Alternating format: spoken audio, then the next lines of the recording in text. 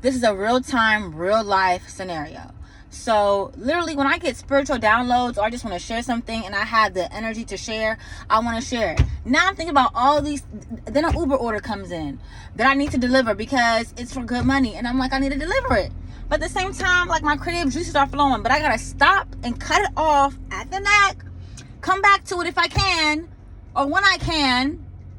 I'm using the same phone that I'm working on, because I don't have another phone, and the check engine light is on, and I'm just like, this is what it be like. This is why I say you cannot create in survival mode. It's gruesome, so difficult. I wouldn't tell anybody to try to fight through it, because what?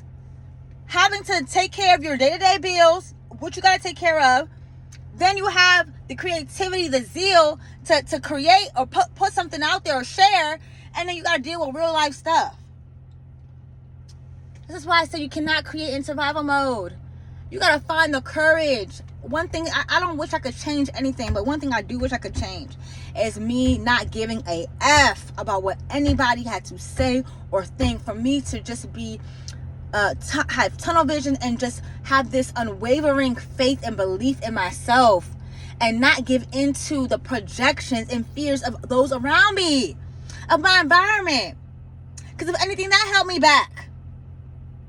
I could have been. There's so many things that I was on before they became trends, and I don't want to even have this about, oh, I wish I could have, would have, hit it, or I was, because there's no evidence for it. But those who know. So many things I was, before it became trendy, before it was a thing, I was on it, but I got discouraged. I felt like, oh, I let people, what they say, talk me out of my bag. Oh, you can't do that, or oh, that's not realistic, or you need to get a regular job, or you need to do this, and you need to do this. Everything that I said is now being done or has been done. I don't feel like I'm against time. I don't feel like I've lost time. I just know that I can no longer live out of alignment.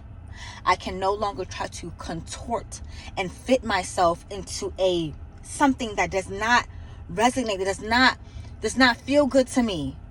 I'm not knocking traditional work. I'm not knocking it. I'm not knocking traditional education.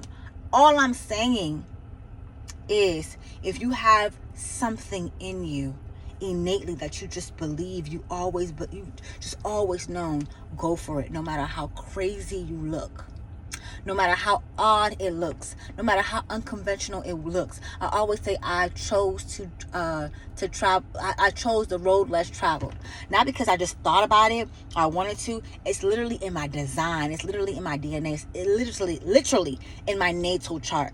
And I'll get into talking about natal charts and how they literally decode your fingerprint. There's only one of you.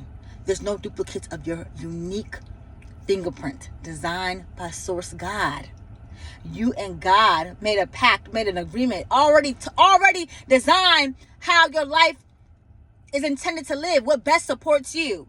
But we come into this life, and as soon as we come into this life, we're told, no, that's not right. Do this, do that. It's supposed to be this way. And depending on your environment, that may support you. But even if it didn't support you, you have the strength and the power to develop and cultivate and curate a life that best supports you. We all have the power to overcome anything that we've gone through in life. Anything that we go through. Everything that we go through in life, we are designed to overcome. We are designed to heal ourselves through. I can go deep into this, and I will go deep into it because it's so multifaceted, but it's also real. I am that one, yes, that believes in astrology. I am that one that believes in divine intervention, okay? I am that one that believes in supernatural orchestration, okay? Because it's real.